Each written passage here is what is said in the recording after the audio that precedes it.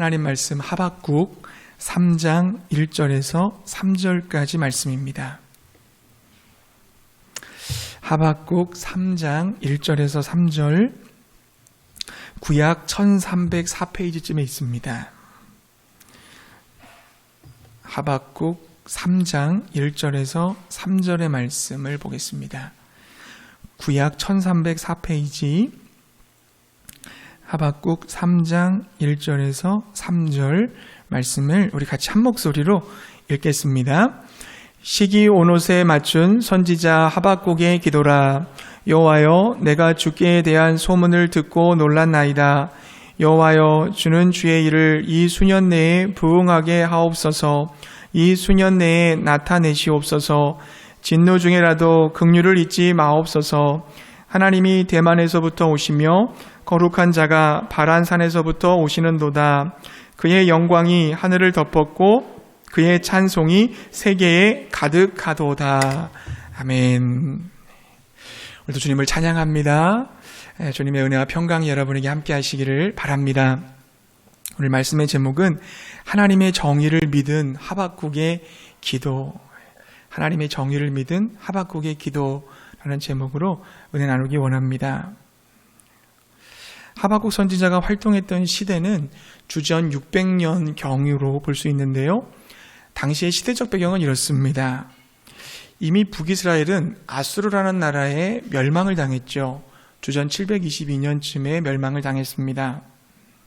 그러나 갈대아인으로 불리는 바벨론과 메대가 합해져서 그 아수르를 주전 612년에 멸망시킵니다.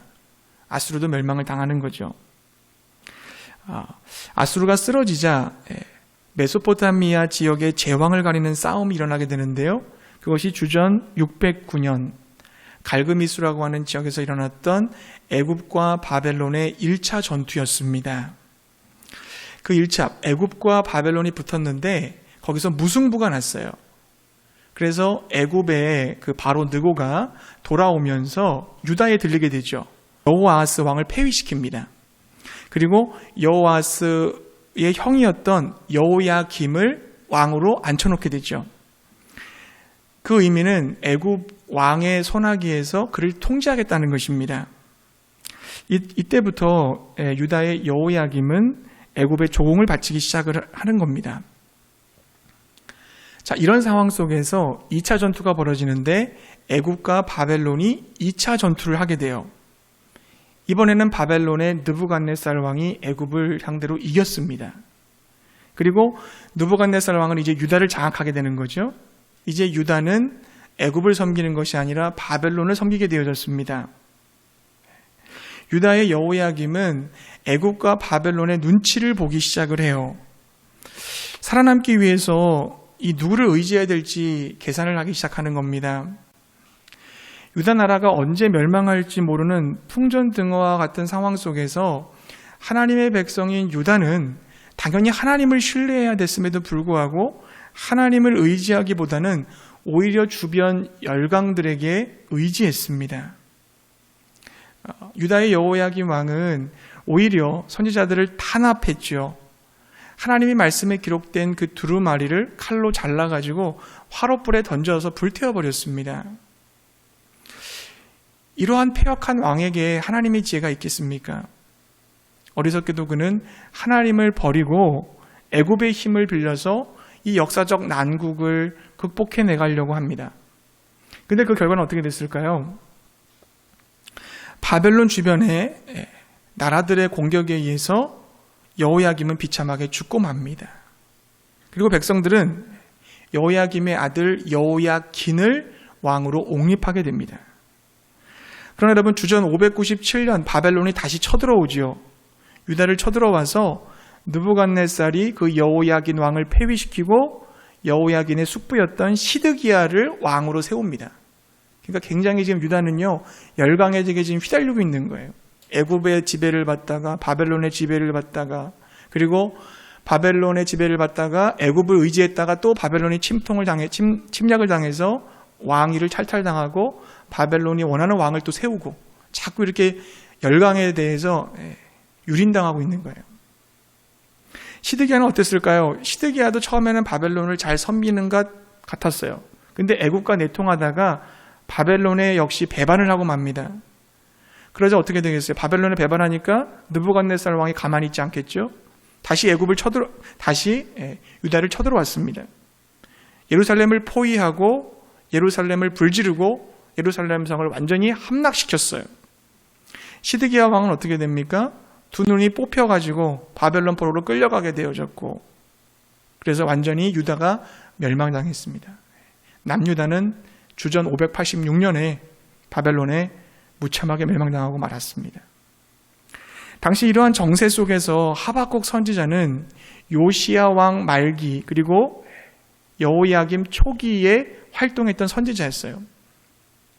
하박국과 같은 시대에 활동했던 선지자로는 예레미야, 스바냐 그리고 나홈이라는 선지자가 있었습니다. 하나님을 떠난 이 여호야김이 다스리는 유다 나라 실정은 어땠을까요? 하박국 1장 3절에는요, 유다의 죄악 목록이 쭉 등장을 해요. 유다는 패역했고 겁탈, 강포가 성행했습니다. 그러니까 불법적인 폭력이 굉장히 가득했다는 거예요.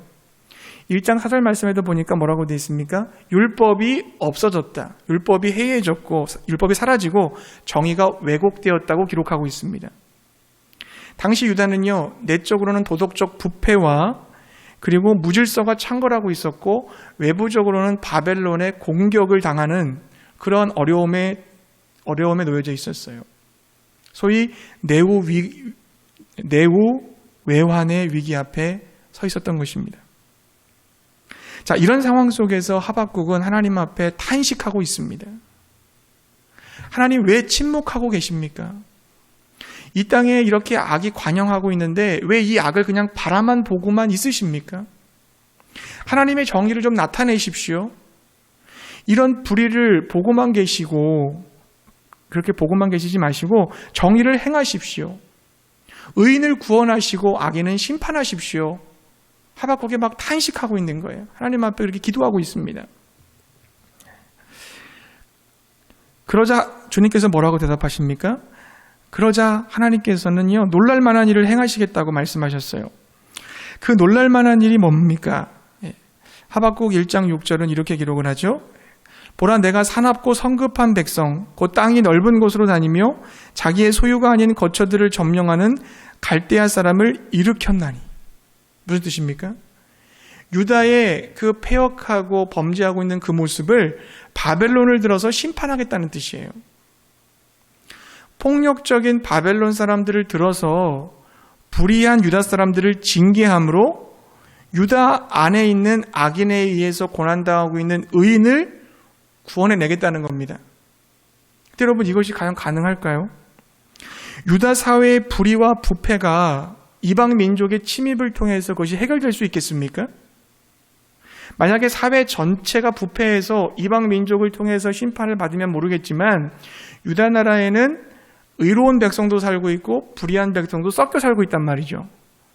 바벨론이 쳐들어온다 그러면 의로운 백성, 악한 백성 다 죽습니다. 그걸 어떻게 하나님의 공의라고 얘기할 수 있겠어요? 하나님께 지금 하박국이 얘기하는 것은 유다 나라에 살고 있는 의인들을 보호해달라. 악인들의 강포와 폭력에 시달리고 있는 의인들을 구원해 주셔야 되지 않습니까? 이렇게 탄원했는데 하나님은 거기에 대한 대답을 뭐라고 주신 거예요? 바벨론을 붙여서 바벨론을 통해서 유다를 심판하겠다는 거예요. 심판한다고 한들 의인들이 제대로 신원을 받을 수 있느냐, 이 문제가 남아있는 거죠. 하박국은요, 더 악하고 폭력적인 바벨론을 들어서 조금 덜 악하고 불의한 유다를 심판하려고 하는 하나님의 계획을 도저히 이해할 수가 없었던 것입니다. 그러나 여러분, 이 하박국 선지자보다 앞서서 사역한 이사야 선지자도 이와 비슷한 상황에 놓여져 있었어요. 하나님께서는 이사야에게 아수르를 통해서 유다를 심판하시겠다고 말씀하셨거든요. 근데 그때 이사야는 하나님의 선포를 그냥 그대로 다 받아들였습니다. 따지지 않았어요. 이사야와 동시대에 살았던 예레미야도 마찬가지예요. 이의를 제기하지 않았습니다. 오히려 예레미야는 바벨론의 느부갓네살 왕을 하나님의 선택받은 하나님의 종이라고까지 얘기했습니다. 70년 동안 유다가 바벨론에 넘겨지리라는 하나님의 말씀에 이의를 제기하지 않았습니다. 다 받아들였어요. 하나님 심판을 다 수용했어요. 이사야와 예레미야는 아수르나 바벨론을 들어서 유다를 심판하시겠다라고 하는 하나님의 말씀을 그대로 다 받아들였습니다. 그런데 왜 하박국만은 하나님의 말씀을 받아들이지 못하고 이의를 제기하는 걸까요? 하박국은 도대체 뭐가 문제가 되었던 까닭에 바벨론을 유다의 심판도구로 사용한다는 말에 이처럼 이의를 제기하고 있는 걸까요? 그 이유는 하박국이 상대적인 의를 주장했기 때문입니다. 하박국은 적어도 바벨론보다는 유다가 더 의롭다고 생각을 했어요. 유다가 아무리 잘못했어도 상대적으로 봤을 때 저 이방 나라 바벨론보다는 좀 낫다고 생각을 했습니다. 상대적인 의를 주장하며 어떻게 의로운 우리가 더 악한 바벨론에 의해서 멸망당할 수 있습니까? 라고 질문을 던진 것입니다. 그러나 여러분, 이 하나님 앞에서 상대적 의를 주장하는 것이 과연 합당하겠습니까? 유다는 하나님을 근원적으로 배반했어요. 그러므로 심판의 도구가 누구인지 전혀 문제가 되지 않습니다. 왜 그렇습니까? 죄를 졌기 때문에 당연히 받아야 될 대가를 받는 겁니다. 유다는 하나님과의 계약을 파기한 것에 대해서 심판을 받는 것이기 때문에 심판의 도구가 누구인지 간에 문제가 되지 않는다는 말이에요. 하나님의 선택을 받은 유다도 범죄를 하면 이방 나라와 똑같다는 겁니다. 오히려 특권을 가지고 있는 상태에서 범죄했기 때문에 그 죄의 질이 더 중하다는 거죠. 더 큰 벌을 받게 될 것입니다. 하나님의 백성이니까 잘못을 해도 이방인 나라보다는 좀 선처해 주시고 특권을 주는 그런 것이라고 생각한다면 착각이라는 거죠. 사랑하는 성도님들, 우리도 하박국과 같은 생각을 할 때가 있지 않습니까? 그래도 나는 세상 사람들보다 좀 더 낫다. 하나님이 세상 사람들보다 나를 더 사랑하신다. 나는 하나님께 택함 받은 백성이야. 누가 뭐라 그래도 나는 믿지 않는 사람들보다는 더 의로워. 또 여러분, 교회 안에서는요, 이런 마음을 품을 수도 있어요. 그래도 내가 아무개 집사보다는 좀 더 낫지. 나는 예배도 잘 드리고 봉사도 잘하고 헌금도 열심히 하는데 아무개 집사보다는 하나님이 나를 더 칭찬해 주실 거야. 나를 더 인정해 주실 거야. 나를 더 사랑해 주실 거야. 이렇게 생각할 수 있지 않겠습니까? 여러분, 이러한 생각과 마음의 상태가 어떤 거냐면 이것을 우리는 교만이라고 얘기하는 것입니다. 기독교 신앙에서 가장 핵심적이고 궁극적인 악이 뭐냐? 그것은 교만입니다. 성적 타락, 분노, 탐욕, 술 취함, 그런 것들도 악이지만 이 교만에 비하면 세 발의 피예요. 사탄은 이 교만 때문에 악마가 된 것입니다. 교만은 온갖 다른 악들을 이어지게 만드는 악의 근원이에요. 교만이 분노를 낳는 거고, 교만이 탐심을 낳는 거고, 교만이 질투를 낳는 거고, 교만이 게으름을 낳는 거예요. 교만의 특성은 뭡니까? 경쟁적이라는 거예요. 교만은 단순히 무언가를 가지는 것으로 만족하지 않습니다. 옆 사람보다 더 가져야만 만족하는 거예요. 우리는 여러분, 사람들이 돈 많고 똑똑하고 잘생기면 뽐낸다고 이렇게 말하지만 사실 그렇지 않습니다. 그들은 남보다 더 돈이 많고 더 똑똑하고 더 잘생긴 것을 뽐내는 거예요. 나를 교만하게 만드는 것은 남과의 비교입니다. 행복은 저 사람보다 내가 더 행복한 거예요. 저 사람보다 내가 더 잘난 거예요. 그게 교만이에요. 즉, 남보다 우월하다는 데서 오는 즐거움이 사람을 교만하게 만든다는 겁니다. 경쟁이라는 요소가 없으면 교만도 없어요. 생각해 보세요, 여러분. 모든 사람이 다 똑같이 똑똑하고 똑같이 부자고 똑같이 잘생겼다면 교만할 거리가 뭐가 있겠어요? 다 똑같은데. 그렇지 않겠습니까? 비교거리가 생겼을 때 교만해지는 거예요. 여러분 기억하십시오. 내 자신이 신앙생활을 한다는 그 사실 때문에 스스로 선한 사람이라고 느낀다면, 내가 특히 다른 사람보다 내가 조금 더 낫다고 느낀다면 나는 하나님을 따르는 것이 아니라 지금 사탄을 따르고 있는 것입니다. 세상이 시작된 이래 모든 나라와 가정을 불행하게 만드는 주된 원인, 이 교만입니다. 이것이. 교만은 언제나 적대감을 일으키는 거예요. 아니, 교만 그 자체가 적대감입니다. 사람과 사람 사이에 적대감을 만들 뿐만 아니라 서로 경쟁하니까, 네가 크냐 내가 크냐 이거 싸우니까 자꾸 적대감이 생기는 거예요. 네가 더 많이 받았느냐 내가 더 많이 받았느냐 이거 싸우니까. 그리고 여러분, 하나님에 대한 적대감이기도 해요. 이것은 하나님은 나보다 비교할 수 없이 뛰어난 분이고 나는 그분에 비해서 아무것도 아닌 것을 우리 머리로는 알지만, 그러나 실제로 여러분, 하나님이 받으셔야 될 영광과 하나님 받으셔야 될 그 능력을 내가 취하려고 하는 게 우리 안에 있다는 거죠. 하나님의 도우심으로 이것은 내가 한 겁니다. 저 사람들은 못했지만 나는 이것을 이루었습니다. 나는 이것을 해냈습니다라고 말하고 싶은 거예요. 따라서 여러분, 교만한 사람은 하나님을 알 수 없습니다. 교만한 사람은 항상 눈을 내려 깔고 사물과 사람을 봅니다. 그러니까 그렇게 내리 깔고 보는 한 자기보다 높은 존재, 하나님을 결코 볼 수 없다는 거예요. 분명히 교만하기 짝이 없는 사람임에도 불구하고 신앙생활을 잘하고 있는 사람이 있다라고 한다면, 그럼 어쩌면 상상 속에 하나님을 섬기고 있는지도 몰라요. 하나님은 전혀 그런 사람 안에서 역사하실 수가 없기 때문에 그렇습니다. 마지막 때 하나님께서 내가 주의 이름으로 귀신을 쫓아냈고 병을 고쳤고 능력을 행했습니다라고 얘기했을 때 우리에게 다가오셔서 나는 도대체 네가 누군지 알지 못하겠다 말씀하실는지도 모릅니다. 내가 교만하면요, 내 자신으로 내가 꽉 차 있으면요, 나는 하나님을 알 수도 없고 하나님을 만날 수도 없습니다. 하나님은 자기 자신을 우리에게 주시기를 원하세요.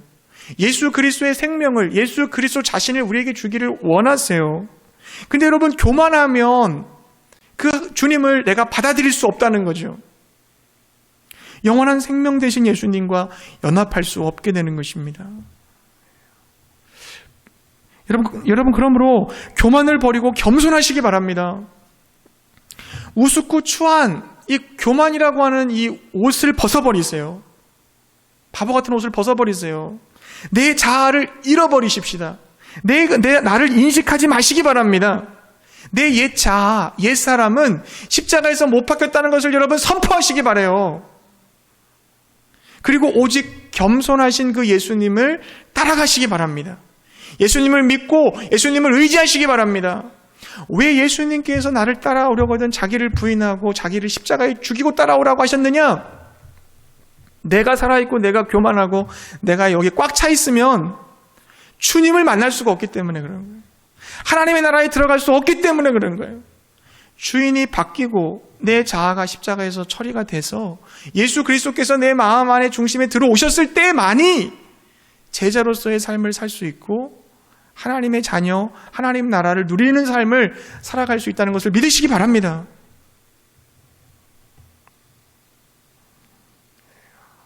상대적 의를 주장하면서 하나님의 정의의 회의를 품었던 이 하박국, 교만한 하박국이라고 얘기할 수도 있어요.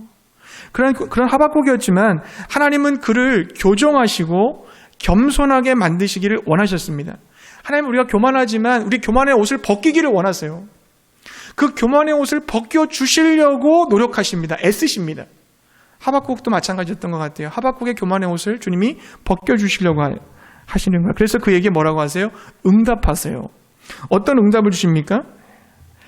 하박국 2장 2절부터 3절의 말씀을 보니까 이렇게 기록되어 있어요. 우리 한번 읽어보겠습니다. 하박국 2장 2절과 3절의 말씀인데요. 2절과 3절은 우리 함께 한 목소리로 읽겠습니다. 같이 읽겠습니다. 여호와께서 내게 대답하여 이르시되 너는 이 묵시를 기록하여 판에 명백히 새기되 달려가면서도 읽을 수 있게 하라. 이 묵시는 정한 때가 있나니 그 종말이 속히 이르겠고 결코 거짓되지 아니하리라. 비록 더딜지라도 기다리라. 지체되지 않고 반드시 응하리라. 아멘. 여기서 묵시는 하나님이 계시죠. 계시는 뚜껑을 열어서 보여준다는 뜻입니다. 즉 분명히 밝혀서 보여주겠다는 겁니다. 드러내시겠다는 거예요. 이 묵시의 말씀을 흙판에 기록해서 누구나 볼 수 있도록, 달리면서도 읽을 수 있도록 하라고 하셨어요. 자, 이 묵시의 말씀이 뭘까요? 저는 이 묵시의 말씀이 하박국 2장 5절부터 20절에 이르는 바벨론에 대한 심판의 말씀이라고 봅니다. 자, 본문에 보면 이 심판자이신 하나님이 5가지의 화 있을진저로 표기했어요. 자, 유다를 심판하는 도구로 쓰셨던 바벨론도 스스로의 죄악에 갇혀서 범죄하자 하나님은 바벨론에게 심판을 선언하신 것입니다. 그 이유가 바벨론이 졌던 5가지의 죄 때문에 5가지의 화를 선언하신 거예요. 첫 번째 화가 뭐냐면 5절에서 8절까지 보게 되면 이것은 탐욕에 대한 화입니다. 6절에 보니까 뭐라고 되어 있어요? 화 있을진저 자기 소유 아닌 것을 모으는 자여 언제까지 이르겠느냐? 볼모 잡은 것으로 무겁게 짐진 자여. 바벨론이 갖고 있었던 탐욕에 대한 화. 두 번째 화가 9절부터 11절에 나오는데요. 이것은 이기심에 대한 화입니다. 자, 9절에 보니까 이렇게 되어 있어요. 재앙을 피하기 위하여 높은 데 깃들이려 하며 자기 집을 위하여 부당한 이익을 취하는 자에게 화 있을진저. 이기심에 대한 화. 자, 세 번째 화 12절부터 14절에 보니까 착취함에 대한 화예요. 착취함. 12절 말씀 보니까요. 피로 성읍을 건설하며 불의로 성을 건축하는 자에게 화 있을진저. 그리고 네 번째 화 15절부터 17절에 보니까 술 취함에 대한 화예요. 15절 말씀에 보니까 이웃에게 술을 마시게 하되 자기의 분노를 더하여 그에게 취하게 하고 그 하체를 드러내려 하는 자에게 화 있을진저. 다섯 번째 화가 18절부터 20절입니다. 우상 숭배에 대한 화예요. 19절 말씀 보니까 나무에게 깨라 하며 말하지 못하는 돌에게 일어나라 하는 자에게 화 있을진저. 자, 이와 같은 5가지 죄악으로 인해서 바벨론이 하나님의 재앙과 심판을 당한다는 것입니다. 사실 이런 죄악들은 바벨론의 죄악이라고 하나님이 경고하셨고 지적하셨지만 우리 믿는 신앙인들에게도 있는지를 점검해 볼 필요가 있다고 봅니다. 내 안에 탐심이나 이기심, 착취함, 술취함, 그리고 우상숭배의 죄악이 있는지를 점검해 보시고 혹시 있다면 죄에서 돌이키시고 회개할 수 있기를 바랍니다. 아무튼 하나님께서는 죄로 물든 바벨론이 반드시 멸망할 것이라고 약속하셨어요. 이제 유다 백성들은 그 약속을 이루어질 때까지 믿고 기다려야 했습니다. 비록 더딜지라도 기다려라. 지체되지 않고 반드시 응하리라. 이 말씀을 믿어야 했던 것입니다. 하박국은 하나님 왜 정의를 세우지 않습니까? 언제까지 기다려야만 합니까? 어떻게 바벨론을 들어서 유다를 심판할 수 있습니까? 라고 하는 질문을 던졌지만 하나님께서는 거기에 직접적인 대답을 해주지는 않으셨어요. 오히려 뭐라고 하셨어요? 죄를 범한 유다도 그리고 바벨론도 반드시 심판을 받게 될 것이다. 하나님의 정의는 반드시 실현된다는 것을 너는 믿으라. 이걸 말씀하셨어요. 여러분 2장 4절 말씀도 같이 보기를 원합니다. 2장 4절 말씀은 이렇게 되어 있습니다. 보라, 그의 마음은 교만하며 그 속에서 정직하지 못하나 의인은 그의 믿음으로 말미암아 살리라. 자, 의인은 무엇으로 산다고 그랬어요? 믿음으로 말미암아 살리라. 어떤 믿음입니까? 하나님은 의인을 구원하시고 악인을 심판하신다라고 하는 믿음이에요. 부조리한 현실에 절망하지 말고 악한 이 세상을 보면서 좌절하지 말고 때가 되면 하나님께서 정의롭게 심판하실 날을 믿고 기다리라는 겁니다. 그 믿음이 있으면 너는 의인이고 산다는 거예요. 반면에 하나님의 정의를 믿지 못하고 환경에 흔들리고 죄와 타협하면서 살아간다면 그는 교만한 자이고 악인이고 결국은 영원한 멸망, 죽음에 떨어지고 만다는 것입니다. 실제로 여러분, 하나님은 공의를 실현하셨잖아요. 유다 백성들 결국 회개하지 않아서 바벨론에 멸망을 당해요. 바벨론도 역시 70년 이후에는 페르시아에게 대해서 멸망을 당하고 맙니다. 여러분, 우리가 사는 이 세상을 보면 하박국과 같은 타인식이 나올 때가 있어요. 하나님의 정의가 숨겨진 것 같은 안타까움이 있습니다. 하나님의 왜 응답해 주지 않습니까? 왜 이렇게 응답이 더딥니까? 하나님 공의를 실현하십시오. 의인은 구원하시고 악인은 심판하십시오. 왜 이렇게 우리가 억울하게 살아야 됩니까? 그렇게 느껴질 때가 있어요. 그러나 여러분, 참고 기다리시기 바랍니다. 인내하시기 바랍니다. 시편 기자의 말씀처럼 나의 영혼이 잠잠히 하나님만을 바라미며 나의 구원이 그에게서 나오는도다. 선포하면서 오직 하나님의 약속을 붙드시기 바랍니다. 세상이 흔들리고 사람들은 주님을 떠나가고 수많은 사람들이 세상과 타협하고 적당히 살아간다 할지라도 나는 오직 믿음으로 주님의 정의가 실현될 거라고 하는 그 믿음을 가지고 반드시 하나님이 의인은 건지시고 악인은 심판하신다라고 하는 정의를 행하신다는 것을 믿고 정의의 편에 서서 의인의 삶을 살아갈 수 있기 바랍니다. 어떤 한이 있어도 죄와 타협하는 것이 아니라 적당히 그냥 묻어서 세상 반, 하나님 믿는 거 반, 섞여서 믿는 것이 아니라 구별되어진 거룩한 하나님의 자녀로서 예수님의 제자로서 예수님의 생명과 성품으로 살아가는 저 여러분 되시기를 바랍니다. 그렇게 사는 것이 의인이라는 거예요. 불의하지만 해답이 아직 안 났지만 억울하지만 그래도 하나님의 공의로움을 끝까지 믿어라. 하나님 반드시 심판하신다. 너는 그 심판에서 피할 수 있도록 의인은 믿음으로 사니까 그 정의의 하나님 믿으면 너는 구원을 받는다. 이런 뜻이에요. 우리가 여러분 기다린다고 하면 아무것도 안 하고 그냥 견디는 것만을 생각할지는 몰라요. 그러나 성경에서 기다림은 결코 무의도식의 기다림을 뜻하지 않습니다. 기다리면서 우리가 해야 될 일이 있다는 거예요. 하박국 선지자를 여러분 보십시오. 그는 어떻게 기다리고 있습니까? 그는 기다리면서 지금 뭐 하고 있는 거예요? 우리 3장에 보니까 기도하고 있는 거예요. 하나님의 정의를 믿고 이제는 하박국은 기도하고 있는 겁니다. 3장 1절에 보세요. 하박국이 기도하고 있잖아요. 하박국의 기도라 1절에 보니까 시기오노시라는 말이 나와요. 이것은 찬양시 중에서 리듬 형식을 말하는 겁니다. 예배 드릴 때 찬양 부를 때 어떤 리듬의 형식으로 보여요. 그러니까 리듬에 맞추어 하나님께 지금 기도를 하고 있는데 두 가지의 기도 제목을 가지고 있어요. 첫 번째는 뭡니까? 하나님의 긍휼을 구하고 있어요. 하나님의 긍휼. 자, 2절에 여러분 2절의 마지막 부분을 보게 되면 진노 중에라도 긍휼을 잊지 마옵소서 그랬어요.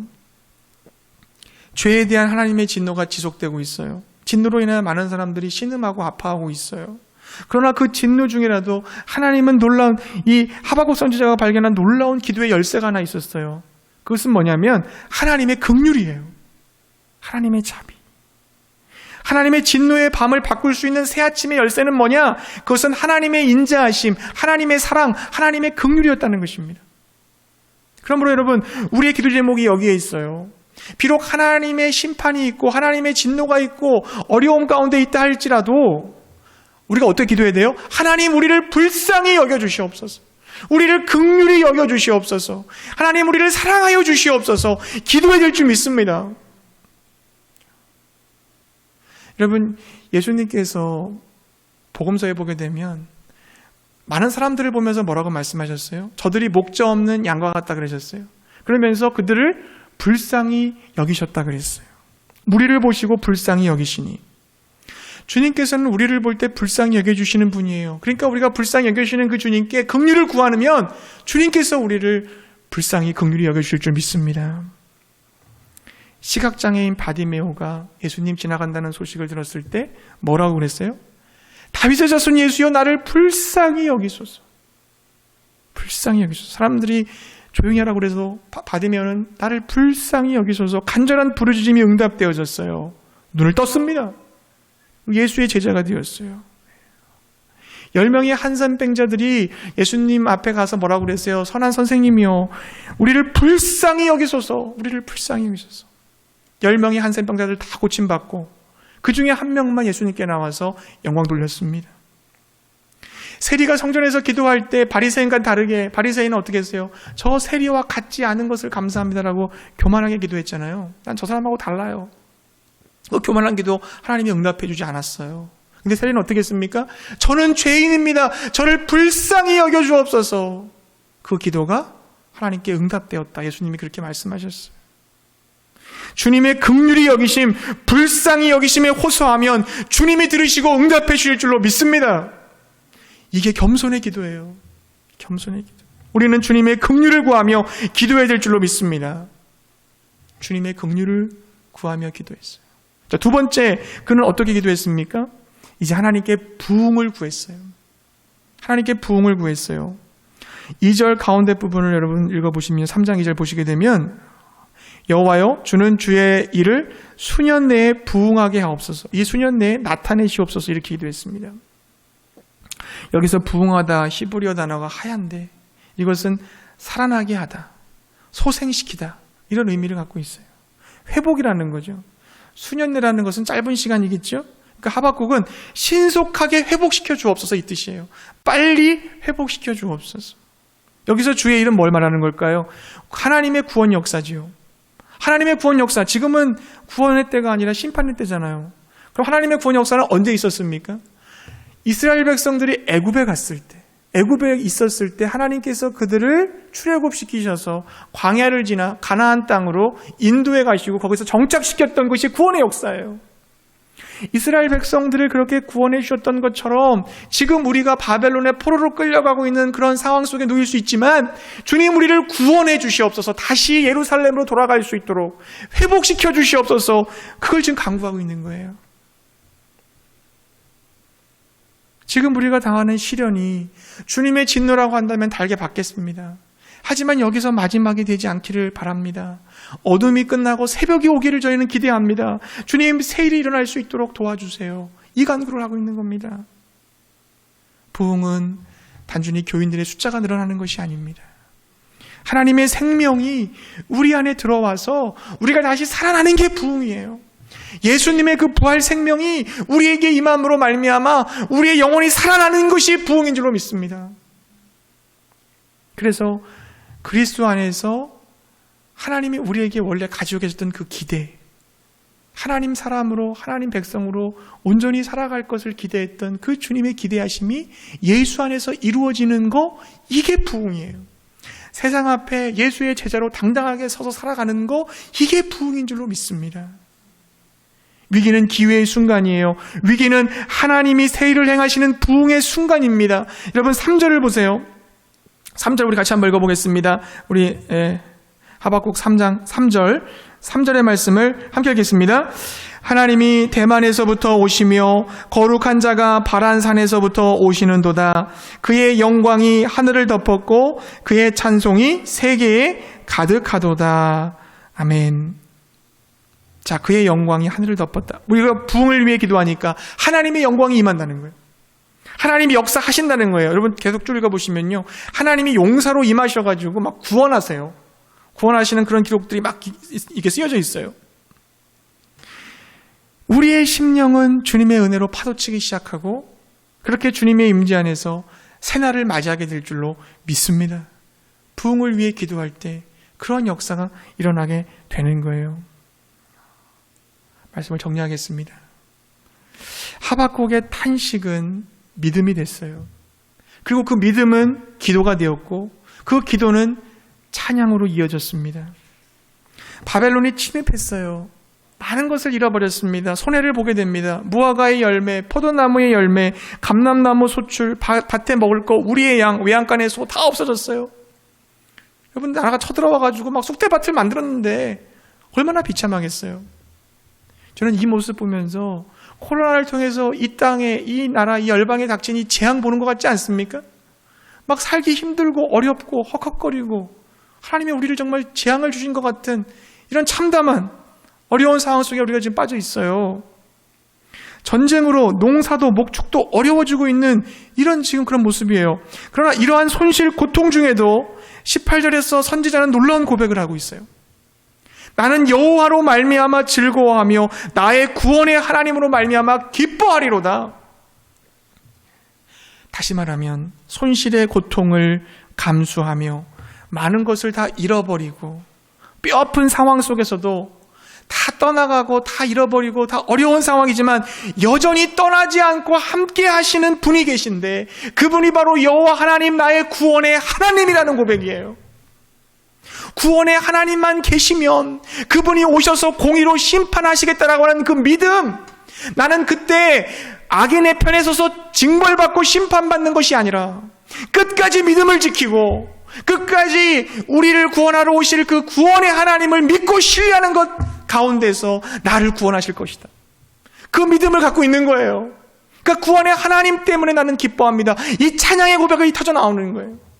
아무리 코로나고 아무리 고난이 있고 아무리 모든 것을 빼앗긴다 할지라도 내가 주님 편에서 서 있습니다. 내가 의인으로서 주님의 공의의 심판을 믿습니다. 저는 끝까지 예수 제자로 살겠습니다라고 하는 이 고백만 있다면 우리는 탄식이 아니라 기쁨의 노래를 부르게 될 줄 믿습니다.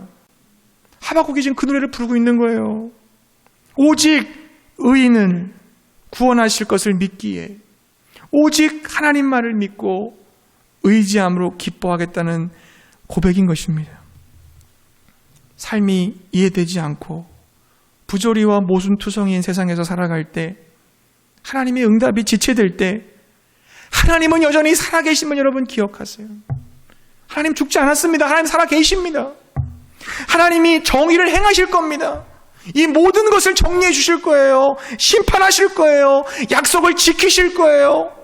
그때 하나님의 구원을 받기 위해서 우리는 하나님을 의지해야 돼요. 겸손히 하나님의 긍휼을 구하며 우리를 불쌍히 여기소서. 주님 다시 회복시켜 주옵소서. 구원시켜 주옵소서. 부흥시켜 주옵소서. 우리를 살려주시옵소서. 겸손한 기도로 나아가는 저 여러분 되시기를 주님의 이름으로 축복합니다.